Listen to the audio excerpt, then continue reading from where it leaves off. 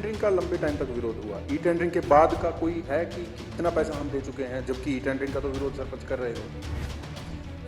मैं ये कह सकता हूँ कि इस फाइनेंशियल ईयर में अब की बार पिछले सभी सालों से ज़्यादा बजट हमारी पंचायतें खर्च करेंगी और गांव के डेवलपमेंट को आगे बढ़ाएंगी। 23 तारीख को हरियाणा का बजट आ रहा है। पंचायत विभाग की अगर बात करें तो क्या दे रही है सरकार जनता को? पिछले फाइनेंशियल ईयर में आपने देखा होगा कमी थी। हालांकि हम जितना बजट हमें एलोकेट होता है उतना हम खर्च नहीं करवा पाते। अब की बार भी हमारा पूरा बजट मैं ये मानता हूँ शायद हम ना खर्च करवा पाए हों। नमस्कार, मैं हूं देवेंद्र। आप देख रहे हैं दैनिक सवेरा टीवी। हरियाणा के पंचायत मंत्री देवेंद्र सिंह बबली हमारे साथ हैं। ये बात करते हैं। बबली जी, जब से आपने कार्यभार संभाला है, अगर देखा जाए तो क्योंकि बजट सत्र आने वाला है, अब तक कितना पैसा जो है आप गाँवों में दे चुके हैं? देखिएगा, जो हमारा डायरेक्ट पर कैपिटा गांव के डेवलपमेंट के लिए फंड, चाहे हमारा स्टेट फाइनेंस कमीशन से है, सेंट्रल फाइनेंस कमीशन से है, लगभग दोनों को मिलाकर 2700 करोड़ के लगभग तो हम स्टेट की तरफ से दे चुके हैं पंचायतों को, ब्लॉक समिति और जिला परिषद को। और जो सेंटर का 2021-22 और 22-23 और 23-24 का लगभग 900 करोड़ के आसपास का आंकड़ा, जो कोविड की वजह से रुका हुआ पैसा था, वो भी हमने सेंटर से लेने का कार्य किया। और 2700 करोड़ के मोटा 5400 करोड़ रुपया हमने डायरेक्ट हमारे पंचायत संस्थाओं को भेजने का काम किया है। और गांव में वो पैसा जिसके लिए सरपंच चंडीगढ़ के गाड़ियों के टायर घसा कर यहाँ पहुँचते थे और बीच में मध्यस्थता करने वाले बीच के जो मीडिएटर थे वो यहाँ अधिकारियों तक एक तालमेल बिठवाते थे, वो ख़त्म किया है सरकार ने। और डायरेक्ट पैसा इनके खाते में जाता है और वो पैसा डेवलपमेंट पर लग के, और अब हरियाणा के प्रदेश के अंदर गाँव के अंदर वो पैसा दिखने भी शुरू हो गए। तो जो 5400 करोड़ आपने बताया, ये फाइनेंशियल ईयर 2023-24 के अंदर है या 4 साल का? नहीं, इसमें कोविड के दौरान का भी है। जैसे मैंने बताया 21-22 का आंकड़ा लगभग 900 कुछ का फिगर है, एग्जैक्ट तो अभी मैं आपको नहीं दे पाऊंगा। और दूसरा 900 950 के आसपास तीनों सालों में गया है, 21-22 भी और 22-23 और 23-24। ये हमारा सेंट्रल फाइनेंस कमीशन का गया है। और 1100 करोड़ रुपया हमने स्टेट की तरफ से दिया था 22-23 में। और करीबन लगभग अगर मैं सही हूँ 1700 करोड़ रुपया हमने दिया है 23-24 का। तो टोटल मिलाकर लगभग 5400 करोड़ रुपया हम हमारी पंचायतों को दे चुके हैं। ई टेंडरिंग का लंबे टाइम तक विरोध हुआ। ई टेंडरिंग के बाद का कोई है कि इतना पैसा हम दे चुके हैं, जबकि ई टेंडरिंग का तो विरोध सरपंच कर रहे थे?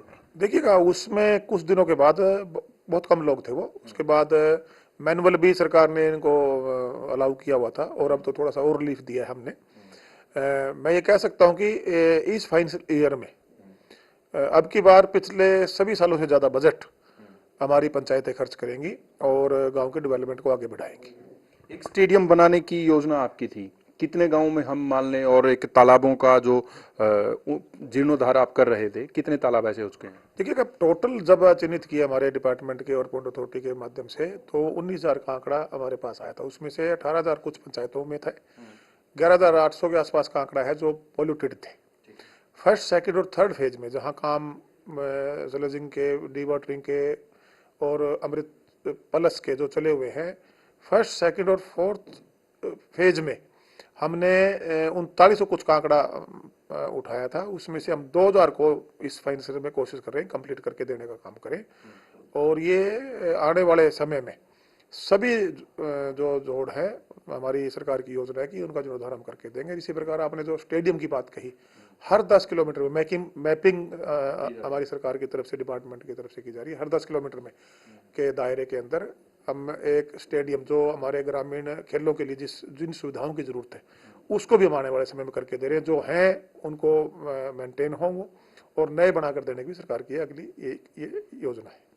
23 तारीख को हरियाणा का बजट आ रहा है।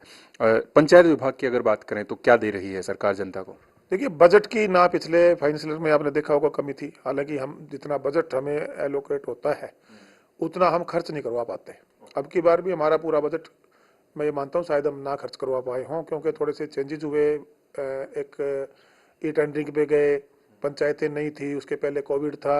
और इस साल में भी जब इस चेंजेस के बाद, इस साल मैं मान सकता हूँ कि पिछले सालों के अनुपात में, परसेंटेज में आप देखेंगे कि पैसा गांव में गया भी है और उस पैसे को डेवलपमेंट पे हमारी पंचायतों ने, समितियों ने, जिला परिषद ने लगाना भी शुरू किया। जब आपने ये विभाग संभाला था तो कई अधिकारियों पर कार्रवाई की थी, वो एक्शन क्या हुआ? देखिएगा, कानूनी कार्रवाई मैं कहूँगा सरकार के द्वारा की गई। जहाँ जहाँ भी जो लोग करप्शन में लिप्त पाए गए और हमारे पास हमारे संज्ञान में आया, सरकार के संज्ञान में आने के बाद आपने देखा होगा जो कानूनी कार्रवाई बनती थी, चाहे उन पर एफआईआर दर्ज कराने की बात थी, बाद में जो पैसे का गमन हुआ था उस पर रिकवरी कराने की बात थी। अब मामले जब कोर्ट में है तो कोर्ट फैसला लेगी। विभाग ने, सरकार ने सख्ती से कानूनी कार्रवाई ऐसे लोगों के खिलाफ करने का कार्य किया। कितने अधिकारी होंगे जिन पर एफआईआर दर्ज करवाई? ठीक है, सभी जिलों में थे। आप सरसा में देखिए, उस टाइम 8-10 वहाँ थे, उसके बावजूद और भी 5-7 रहे होंगे। हिसार जिले के थे, पलवल जिले के थे, बहुत बड़ा 100 करीबन 125 के आसपास इकट्ठी कार्रवाई हुई थी। नूह में था करीबन 20-25 लोगों में। पिछले दिनों एक 28 करोड़ का एक गमन पकड़ा था, तो पिछले 8-7 साल से पहले सरपंच ने किया, फिर दूसरे सरपंच ने किया, अब तीसरा सरपंच ने बोलता और उन्होंने ही मुखबरी करके नो पकड़वाया। उस पर कड़ी कानून सभी अंदर हैं। तो ऐसे जो पैसे का दुरुपयोग करेंगे, पैसे को लूटने का काम करेंगे, सरकार बख्शने के मूड में नहीं है। और करप्शन जो आज एक मुद्दा था पुरानी सरकारों में, उस पर हमने लगाम लगाने का, उस पर अंकुश लगाने का हमारी सरकार ने कार्य किया और सख्त कानूनी कार्रवाई की गई है। और आगे भी अगर ऐसा कोई मामला संज्ञान में आएगा तो उसको बख्शा नहीं जाएगा। तो ये 250, 300, 500 क्या आंकड़ा माने? ठीक है, वो तो मैं पर्टिकुलर आंकड़ा तो आपके निकाल के दे पाऊंगा। मोटा मोटा जो मेरे समझ में, आज भी 3-4 की मैं फाइलें साइन करके आया हूँ, उस पर रिकवरी भी हुई है।